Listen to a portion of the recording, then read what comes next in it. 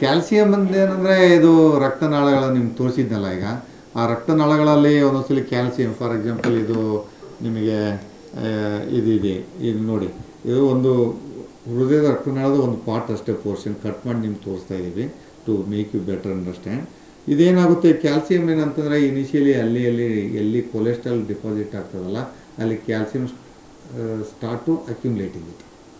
ಈಗ ಕೊಲೆಸ್ಟ್ರಾಲ್ ಮಾಡಿ ಬರೀ ಕೊಲೆಸ್ಟ್ರಾಲು ಕ್ಯಾಲ್ಸಿಯಂ ಕಂಡಂಗೆ ಕಾಣಿಸಲ್ಲ. ಸಿ ಟಿ ಸ್ಕ್ಯಾನ್ ಮಾಡಿದಾಗ ಅಥವಾ ಆ್ಯಂಜಿಯೋಗ್ರಫಿ ಮಾಡಿದಾಗ, ಅದು ಆ್ಯಂಜಿಯೋಗ್ರಫಿ ಮಾಡಿದಾಗ unless the cholesterol density is more than what normal density of blood pipe, then you can C.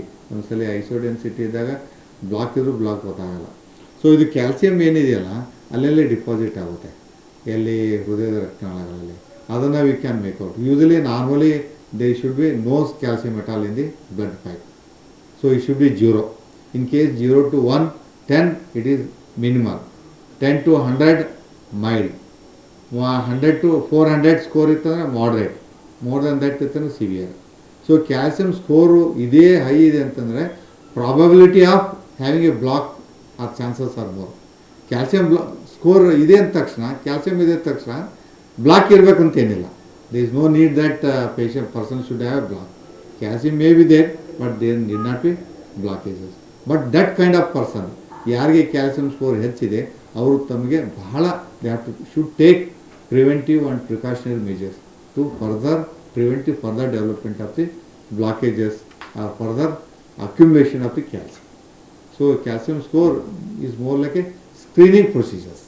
ಅದು ಸಿ ಟಿ ಸ್ಕ್ಯಾನಿಂದ ಮಾಡುವಂಥದ್ದು. It will give fair idea, ಒಂದು ವ್ಯಕ್ತಿಗೆ ಏನಾದರೂ ಈ ಥರ ಪ್ರಾಬಬಿಲಿಟಿ ಇದೆಯಾ ಅಥವಾ ಚಾನ್ಸಸ್ ಇದೆಯಾ ಅಥವಾ ಸಂಭವನೀಯತೆ ಅಂತ ತಿಳ್ಕೊಳ್ಳೋಕ್ಕೆ calcium score. So calcium score ಏನು ನಾವು ಮಾಡ್ತೀವಲ್ಲ, 0 to 10, 10 to 100, 100 to 400, more than 400, ಇದು it will indicate, it will give some idea regarding any blockages ಇದೆಯಲ್ಲ ಅಂತ.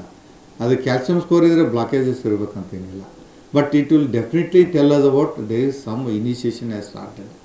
ಅಲ್ಲಿ ಬೀಜ ಬಿತ್ತಿದೆ, ಕೊರನರಿ ಆರ್ಟ್ರಿ ಬ್ಲಾಕೇಜ್ಗೆ ಬೀಜ ಬಿತ್ತಿದಂಗೆ ಅದು. So that kind of people should be very cautious, should take preventive measures, and they should undergo regular health check. They should estimate their cholesterol, blood sugar, BP.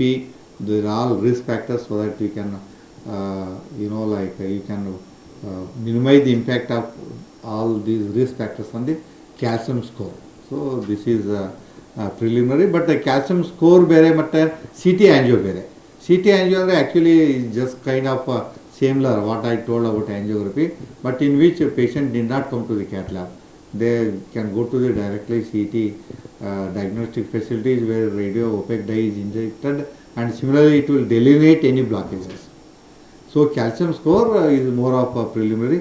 Nowadays many people are getting it done, in many diagnostics labs are doing it, because a lot of awareness is coming up. Many people want to undergo this to know more about this. And as the age advances, calcium score increases, like above 60 years, 70 years.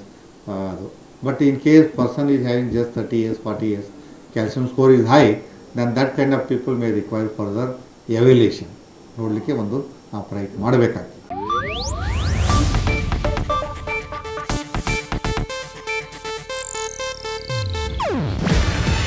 ಇದು Asianet news network ಪ್ರಸ್ತುತಿ.